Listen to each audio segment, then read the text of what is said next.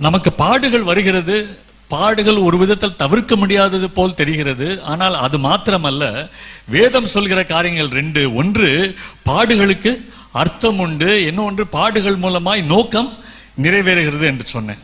ஆண்டவர் உங்களுக்கு சர்டிபிகேட் கொடுக்கிறதுக்காக, நீங்க பூரணர் என்கிற சர்டிபிகேட் கொடுக்கிறதுக்காக பாடுகளின் ஊடே நம்மை அனுமதிக்கிறார். அந்த பாடுகள் நமக்குள் பொறுமையை கொண்டு வருகிறது. பொறுமை நமக்குள் தரத்தை உயர்த்துகிறது, நம்மை பூரணர் ஆக்குகிறது, நம்மை நிறைவுள்ளவர்கள் ஆக்குகிறது என்று வேதம் சொல்கிறது. இரண்டாவது, அதற்கு உதாரணமா இயேசுவின் வாழ்க்கையில அவர் குமாரனா இருந்தும் பட்ட பாடுகளினாலே கீழ்ப்படிதலை கற்றுக்கொண்டு பூரணரானார் என்று சொல்லியிருக்கு. பாடுகளை நாம் எப்படி அணுகுகிறோம்? பதிலுக்கு பதில் செய்கிறோமா, இல்லை பொறுமையோடு ஏற்றுக்கொள்கிறோமா? அவர் கீழ்ப்படிதலை கற்றுக்கொண்டார், அவர் பூரணரானார். நாமும் பூரணராக வேண்டும் என்று தேவன் விரும்பி நம்முடைய பாதையில பாடுகளை அனுமதிக்கிறார். அதில் நாம் பொறுமையோடு இருந்தால் நாம பூரணராய் மாறுவோம். இப்ப மூணாவது ஒரு பகுதிக்கு வரேன். அவரால் எப்படி முடிஞ்சது? நம்மளால ஏன் முடியல? அவரால் முடிஞ்சது இல்ல, அவரால் முடிந்தது, ஸ்தேவானால முடிந்தது. பேதுரு சொல்றாரு அப்படி செய்யுங்கன்னு சொல்றாரு, எல்லாம் நமக்கு தெரியும். ஆனா நம்மால முடியல. அவரால் எப்படி முடிந்தது? அதை பார்ப்போமா? ஏசாயா 50வது அதிகாரம் 6-7 வசனம் வாசிப்போமா? ஏசாயா 50:6-7. கர்த்தராகிய ஆண்டவர் எனக்கு துணை செய்கிறார், என் முகத்தை கற்பாறையை போல் ஆக்கினேன். அவரால் எப்படி முடிந்தது? தேவன் பாடுகளை அவருக்கு அனுமதித்திருந்தார், பாடுகளை வைத்திருந்தார். ஒரு விதத்துல சொல்ல போனா அவருடைய பிரச்சனை நம்முடைய பிரச்சனை காட்டிலும் பெரியது. நமக்கு பாடு வர்றதுக்கு முன்னாடியே ஆண்டவர் நமக்கு சொல்றது இல்லை, உனக்கு இப்ப இந்த பிரச்சனை வரப்போகுது அப்படிலாம் எப்பவும் சொல்றது இல்லை. சொன்னா நம்ம சோர்ந்து போயிடுவோம். பவுல்கிட்ட சொன்னாரு, நான் உன்னை ராஜாக்களுக்கு முன்பாக கொண்டு போவேன் அப்படின்லாம் சொன்னாரு. பேதுருட்ட சொன்னாரு, உனக்கு வயசாகும் போது இன்னொருத்தன் உனக்கு ட்ரெஸ் பண்ணி விடுவான்லாம் சொன்னாரு. 1-2 பேருக்கு சொன்னாரு. ஆனா நம்மட்டெல்லாம் பொதுவா சொல்றது இல்லை. ஆண்டவருக்கு அவர் சிலுவை பாடுபட வேண்டும் என்பது தெரியும். அவர் மனதில் அது இருந்து கொண்டே இருந்திருக்கும். அப்ப யோசிச்சு பாருங்க, அவருக்கு எவ்வளவு கடினமாக இருந்திருக்கும். ஆனால் அவர் தன்னுடைய முகத்தை கற்பாறையை போல் ஆக்கினார், கீழ்ப்படிவதில் உறுதியாயிருந்தார். எதனால? கர்த்தராகிய ஆண்டவர் எனக்கு துணை செய்கிறார். அந்த 7வது வசனம் 6-7 திரும்ப வாசிக்கிறேன். அடிக்கிறவர்களுக்கு என் முதுகையும் தாடை மயிரை பிடுங்குகிறவர்களுக்கு என் தாடைகளையும் ஒப்பு கொடுத்தேன். அவமானத்துக்கும் உமிழ்நீருக்கும் என் முகத்தை மறைக்கல. நம்ம அவமானப்பட்டா திரும்ப அவமானப்படுத்த விரும்புறோம். அவர் ஒன்னும் செய்யல, விட்டு கொடுத்தாரு. கர்த்தராகிய ஆண்டவர் எனக்கு துணை செய்கிறார், ஆகையால் நான் வெட்கப்படேன். நான் வெட்கப்பட்டு போவதில்லை என்று அறிந்திருக்கிறேன். ஆதலால் என் முகத்தை கற்பாறையை போல் ஆக்கினேன். இதுல ஒன்னு சொல்ல விரும்புறேன். இதுதான் செய்தியுடைய முக்கியமான கரு. ஆண்டவர் கீழ்ப்படிவது என்று தீர்மானித்திருந்தார். அதனால தேவனுடைய பிரசன்னம் அவரோடு கூட இருந்தது. நான் சொல்றது புரியுதா உங்களுக்கு? அவர் கீழ்ப்படியணும்னு தீர்மானிச்சிட்டாரு. அவர் முகத்தை கற்பாறையை போல் ஆக்கினார். அதனால் தேவன் அவரோடு கூட இருந்தார், அவருக்கு துணையாக இருந்தார். நாம என்ன செய்யறோம்னா, தீமைக்கு தீமை செய்யாத அப்படின்னு ஆண்டவர் சொல்லியிருக்கிறாரு. வயப்படும் போது பதில் வையாதுன்னு சொல்லியிருக்கிறாரு. சபிக்கிறவர்களை ஆசீர்வதிங்கன்னு சொல்லியிருக்கிறாரு. துன்பப்படுத்தலுக்காக ஜெபியுங்கள் என்று சொல்லியிருக்கிறாரு. இதெல்லாம் கஷ்டம், இதெல்லாம் பாடுகள், இதெல்லாம் நம்முடைய வாழ்க்கையில அனுபவிக்கிறோம். ஆனால் நாம் கீழ்ப்படியாமலே தேவன் நம்மோடு கூட இருந்து விடுவார் என்று சொல்லி நினைச்சுக்கிறோம். ஜோம் பண்ணிட்டா ஆண்டவர் கூட இருப்பார்னு நினைக்கிறோம். பாட்டு பாடி உற்சாகமா கொஞ்சம் பரவசம் அடைந்து விட்டால் ஆண்டவர் நம்மோடு கூட இருக்கிறான்னு நினைச்சுக்கிறோம். அது கொஞ்ச நேரம் தான் அந்த ஃபீலிங் இருக்கும், அப்புறம் அந்த ஃபீலிங் போயிடும். ஆனால் கீழ்ப்படிந்து பாருங்கள். எந்த சூழ்நிலையிலும் ஆண்டவர் சொல்லிட்டாரு, அதனால கீழ்ப்படிவேன் அப்படின்னு சொல்லி கீழ்ப்படிஞ்சு பாருங்க. அப்போ ஆண்டவர் நம்மோடு கூட இருக்கிறதை பலப்படுத்துவதை நம்மால் உணர முடியும். மத்தேயு 28வது அதிகாரம் கடைசி வசனம், அந்த கடைசி வரி சொல்றாரு, இதோ உலகத்தின் முடிவு பரியந்தம் சகல நாட்களிலும் உங்களோடு கூட இருக்கிறேன் என்று சொல்லியிருக்கிறார். இதோ உலகத்தின் முடிவு பரியந்தம் சகல நாட்களிலும் உங்களோடு கூட இருக்கிறேன். அவர் எப்படி முகத்தை கற்பாறையாய் மாற்றிக்கொள்ள முடிந்தது? எப்படி பாடுகளை அனுபவிக்க முடிந்தது? என தேவன் அவரோடு கூட இருந்தார். நாமளும் நம்ம பாடுகளோட போகும்போது நம்ம பதிலுக்கு பதில் செய்யக்கூடாது. அப்படின்னா வியாதிகள் போன்ற காரியங்கள் அங்க நம்ம ஒன்றும் செய்ய முடியாது. புலம்பலாம், முறுமுறுக்கலாம், முறுமுறுக்காமலும் இருக்கலாம். தேவன் என்னோடு கூட இருக்கிறான்னு இருக்கலாம். அதுல நம்ம பொறுமையோடு இருக்கணும்னா அதை தாங்கிக் கொள்ள வேண்டும் என்று சொன்னால் தேவனுடைய பிரசன்னத்தை நாம் உணர வேண்டும். அதுக்கு நாம் கீழ்ப்படுகிறவர்களா இருந்தால் தேவன் நம்மோடு கூட இருப்பதை நம்மால் உணர முடியும். தேவன் நம்மை பலப்படுத்துவதை நம்மால் காண முடியும். ஒரு முக்கியமான வசனம் அப்போஸ்தலர் 5:32. நான் அதுக்கு இதுதான் அர்த்தம்னு நினைக்கிறேன். வாசிப்போமா? அப்போஸ்தலர் 5:32.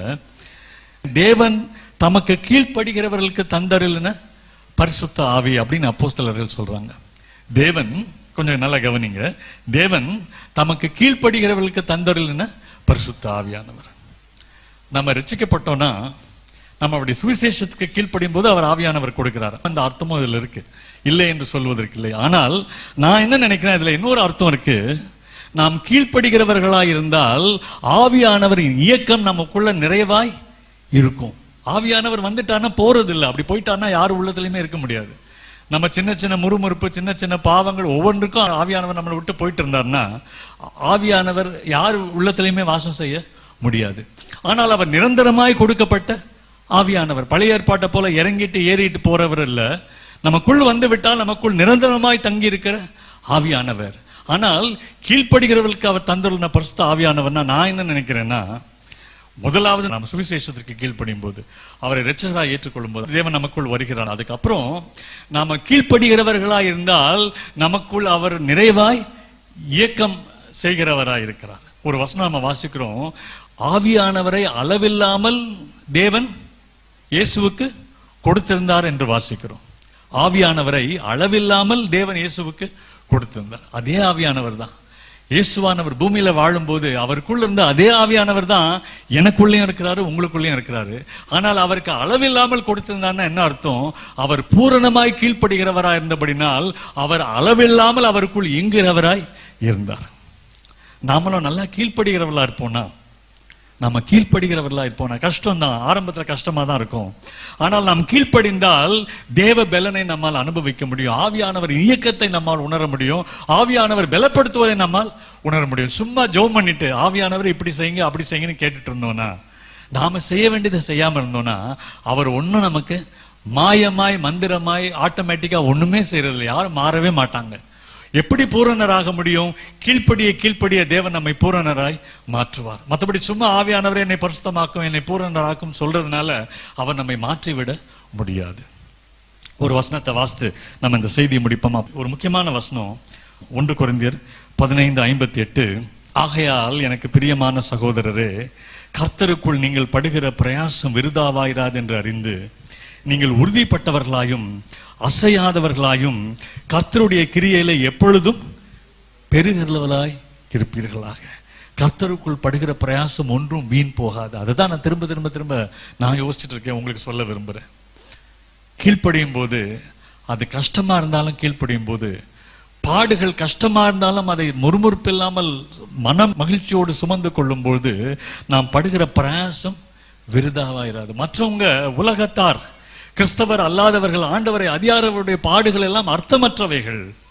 அவைகள ஒரு நோக்கமும் நிறைவேறுவது இல்லை. ஆனால் ஒரு ஆண்டவருடைய பிள்ளைக்கு அவன் பாடுகளின் ஊடே போகும்போது அதற்கு அர்த்தம் உண்டு, அதற்கு நோக்கம் உண்டு. அதற்கு நாம் இணங்கினால், கீழ்ப்படிந்தால் தேவன் நம்மை பூரணராய் மாற்றுகிறார். தேவன் நம்மை நிறைவுள்ளவர்களாய் மாற்றுகிறார். அதுக்கப்புறம் இந்த உலகத்தில் நாம படுகிற பிரயாசம் எல்லாம் விருதாவாய் இராது. ஒரு நித்தியம் நமக்காய் காத்து கொண்டிருக்குது. நல்லது உண்மையும் மொத்தமும் உள்ள ஊழியக்காரனே, நீ கொஞ்சத்தில் உண்மையாயிருந்தாய், உன்னை அநேகத்தின் மேல் அதிபதியாக்குவேன், உன் எஜமானுடைய சந்தோஷத்திற்குள் பிரவேசி. அந்த பாராட்டை கேட்கறது தான் நம்ம வாழ்ந்து கொண்டிருக்கிறோம். பாடுகளின் ஊடே போய் கொண்டிருக்கிறோம். எல்லாருக்கும் பாடு இருக்கு. பாடல நம்ம மற்றவங்களை போலயே ரியாக்ட் பண்ணோம்னா, மற்றவர்களை போலயே பதிலுக்கு பதில் செஞ்சோம்னா, மற்றவர்களை போலவே முறுமுறுத்து கொண்டிருந்தோம் என்றால், அதுல அர்த்தம் இல்லை என்று நாம் நினைத்து கொண்டு அதை வீணாக்கி கொண்டிருந்தோம் என்றால் பிரயோஜனம் இருக்காது.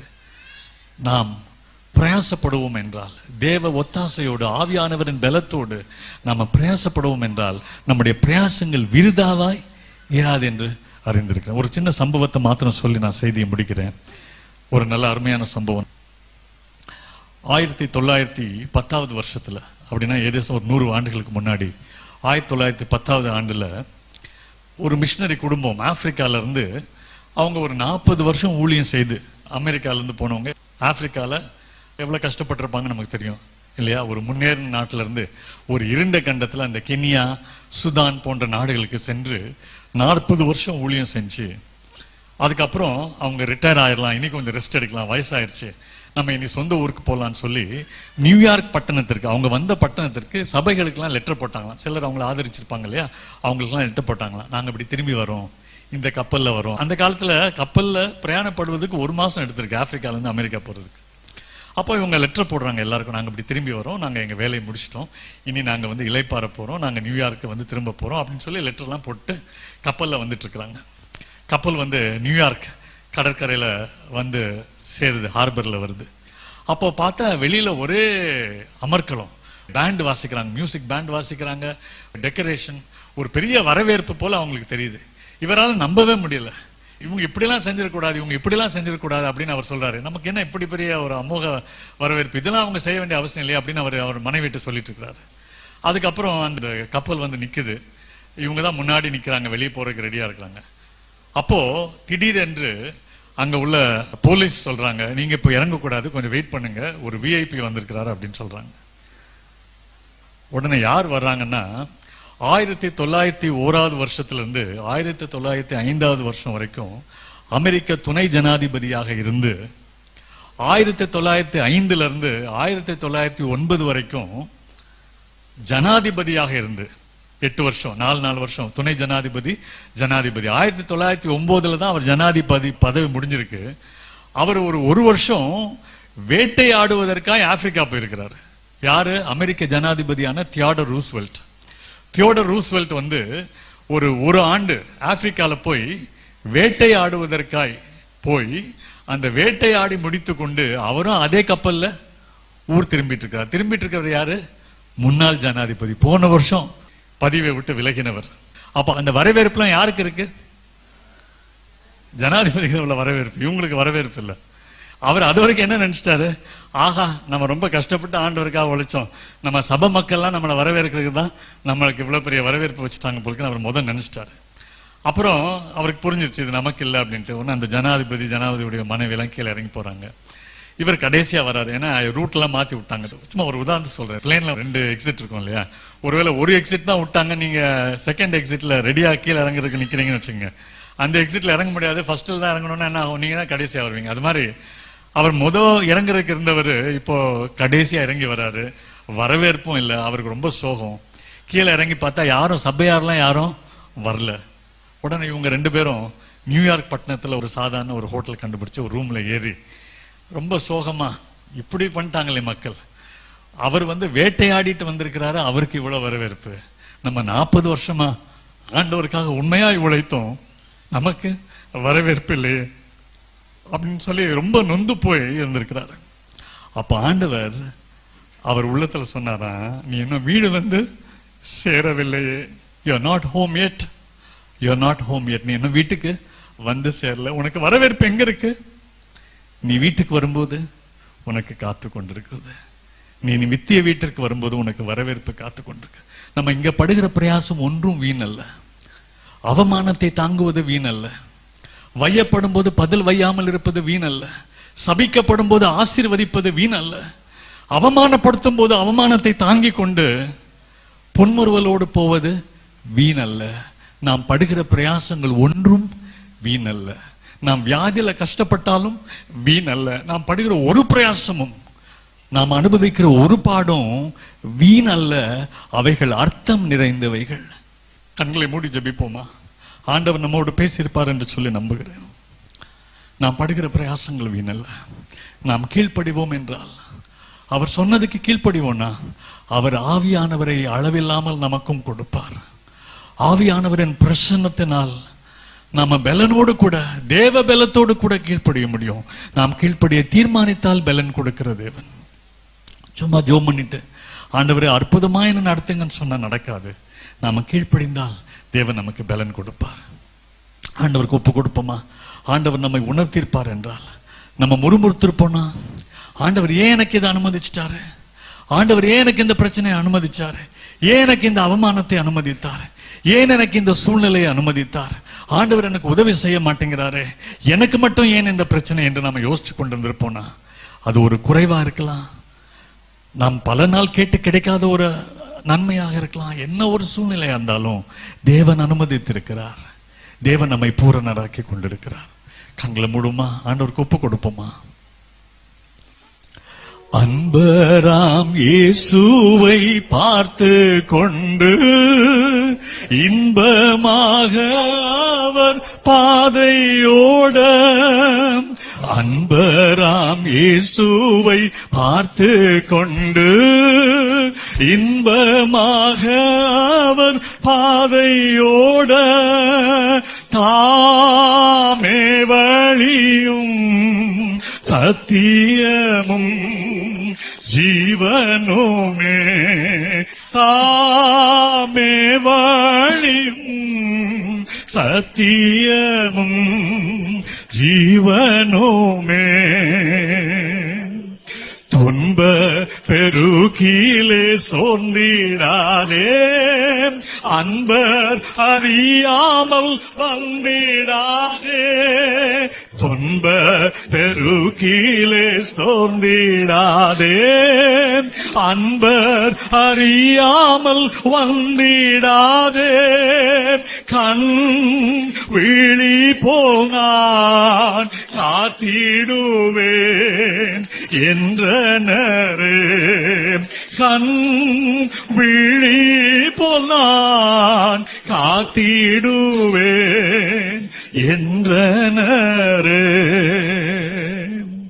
முச்செடி போல பற்றிடுமே, மோசம் அடையாய் நீ முற்றிடுமே, முச்செடி போல பற்றிடுமே, மோசம் அடையாய் நீ முற்றிலுமே, ஏங்கிடாதே நீ நிசரது தோன்றுவாரே, ஏங்கிடாதே நீ நிசரது தோன்றுவாரே, சுற்றிலும் சத்துரு சூழ்ந்திடினோம், வியாகுலம் உன்னை நெருக்கிடினோ, சுற்றிலும் சத்துரு சூழ்ந்திடினோம், வியாகுலம் உன்னை நெருக்கிடினோம், ஆதேசரேதம் இன்ப சத்தம் இந்திடுவாரா, நேசரேதம் இன்ப சத்தம் இந்திடுவார், மாயையான இந்த லோகம் அதில் மாய்ந்தளியோம் இம்மாந்தர் அன்பு, மாயையான இந்த லோகம் அதில் மாய்ந்தளியோம் இம்மாந்தர் அன்பு, நேற்றும் என்றென்றும் மாறிடாரே என் நேசரே, நேற்றும் என்றும் மாறிடாரே என் நேசரே, அன்பராம் இயேசுவை பார்த்து கொண்டு இன்பமாக அவர் பாதையோட, அன்பராம் இயேசுவை பார்த்து கொண்டு இன்பமாக அவர் பாதையோட, தாமே வழியும் சத்தியமும் ஜீவனுமே, தாமே வழியும் சத்தியமும் ஜீவனோமே. அல்லேலூயா. நம்ம பலவித பாடுகளில் போய்கொண்டிருக்கலாம், நமக்கு அன்பானவர்களை இழந்திருக்கலாம், நமக்கு அன்பானவர்கள் வியாதி படுக்கையில் இருக்கலாம், பண பிரச்சனை இருக்கலாம், ஒவ்வொரு மாசமும் பிரச்சனை இருக்கலாம், அவமானம் இருக்கலாம், வேலை செய்கிற இடத்துல நிந்தை இருக்கலாம், வாழ்கிற இடத்துல நிந்தை இருக்கலாம், நம்முடைய குடும்பத்தில் நமக்கு மரியாதை இல்லாம இருக்கலாம், பலவித பிரச்சனைகளில் நாம் போய் கொண்டிருக்கலாம். ஆனால் தேவன் நம்மோடு கூட இருக்கிறாரா என்பதுதான் முக்கியம். தேவன் அவருக்கு துணை செய்கிறார். ஆகையால் அவர் தன் முகத்தை கற்பாறையை போல் மாற்றினார். தேவன் நம்மோடு கூட இருக்கணுமா? நம்ம கீழ்ப்படிவோம் என்றால் அளவில்லாமல் நமக்கு ஆவியானவரை தந்தருள்வார். ஆவியானவரின் பிரசன்னம் நம்மை சூழ்ந்திருக்கும். பிரச்சனைகளின் நடுவிலும் தனிமையின் நடுவிலும் நாம் தனிமையை உணர மாட்டோம். தேவன் நம்மை தைரியப்படுத்துவார். நம்ம உள்ளத்துல பேசிக் கொண்டிருப்பார். மகனே, மகளே, நான் உன்னோடு கூட இருக்கிறேன். கீழ்ப்படி ஒப்பு கொடுப்போமா? நம் தவறுகளை ஒத்துக்கொள்வோமா? நாம் முறுமுறுத்திருந்தால், நம்ம பதிலுக்கு பதில் செய்திருந்தால், அவங்களுக்கு இவ்வளவு செஞ்சேன், அவங்க நன்றி இல்லாமல் போய்விட்டார்களே என்று முறுமுறுத்து கொண்டிருந்தால், குறை சொல்லிக் கொண்டிருந்தால், மற்றவங்களை குற்றப்படுத்தி கொண்டிருந்தால், இன்னைக்கு நம்ம ஆண்டவருடைய சமூகத்தில் மன்னிப்பு கேட்போமா? ஆண்டவரே, நான் உங்களை போல வாழப்பா, நீரே வழி, உங்க பாதையில நான் ஓட விரும்புகிறேன் சுவாமி. அப்பா, உமக்கே கீழ்ப்படிதல் கற்றுக்கொள்ள வேண்டியதா இருந்தால், ஒரு மனுஷனாய் நீர் பூரணராகும்படி கீழ்ப்படிதலை பாடுகளினாலே கற்றுக்கொள்ள வேண்டியிருந்தால், நான் ஏமாத்திரம் சுவாமி, நான் பூரணமாவதற்கு நான் கீழ்ப்படிதலை பாடுகளின் மூலமாய் கற்றுக்கொள்ள வேண்டியதற்கு சுவாமி. ஒரு பாடும் அர்த்தமற்றவை அல்ல, ஒரு பாடும் நோக்கமற்றவைகள் அல்ல. நாம் தேவனுக்கு ஒப்பு கொடுத்தால் தேவன் எல்லாவற்றையும் மகிமையாய் பயன்படுத்துவார், நம்மை மறுரூபமாக்குவார். அன்புள்ள தகப்பனே, இந்த காலை வேளையிலும் நன்றியோடு ஸ்தோத்திரிக்கிறோம் சுவாமி. உம்முடைய பெரிய வாக்கு தத்தத்திற்காய் நன்றி. நான் உன்னை விட்டு விலகுவதும் இல்லை, உன்னை கைவிடுவதும் இல்லை என்று சொன்ன வாக்கு தத்தத்திற்காய் நன்றி. ஆண்டவரே, நீர் உண்மை உள்ளவர், வாக்கு மாறாதவர், வாக்கு தவறாதவர், பொய் உரையாதவர் சுவாமி. நாங்க தான் கீழ்ப்படியாமல் போயிடும் சுவாமி. நாங்கள் கீழ்ப்படிந்தால் எங்களுக்கு உம்முடைய ஆவியானவரை நிறைவாய் தந்திருக்கிற தேவன், உமக்கு நன்றி சொல்கிறோம் சுவாமி. அப்பா, நாங்கள் ஆவியால் நிறைந்து, தேவ பிரசன்னத்தினால் நிறைந்து, தேவனுக்கு கீழ்ப்படிந்து பூரணராக அப்பா எங்களை ஒப்பு கொடுக்கிறோம். ஆண்டவரே, நீங்க எங்க உள்ளத்துல தொடர்ந்து பேசுங்க, இந்த வசனங்களை கொண்டு பேசுங்க, எங்களை மறுரூபமாக்குங்க. எங்களை தாழ்த்தி ஒப்பு கொடுக்கிறோம். துதி கன மகிமை உமக்கு செலுத்துகிறோம், இயேசுவின் நாமத்தில் பிதாவே, ஆமென். தேவாவியால் தூண்டப்பட்டவர் அனலான மக்கள், மீட்பர் இயேசுவின் சிநேகமானவர் அனலான மக்கள். தேவ கட்டளை கீழ்ப்படிந்தவர் அனலான மக்கள், வானளாவிய காட்சி பெற்றவர் அனலான மக்கள்.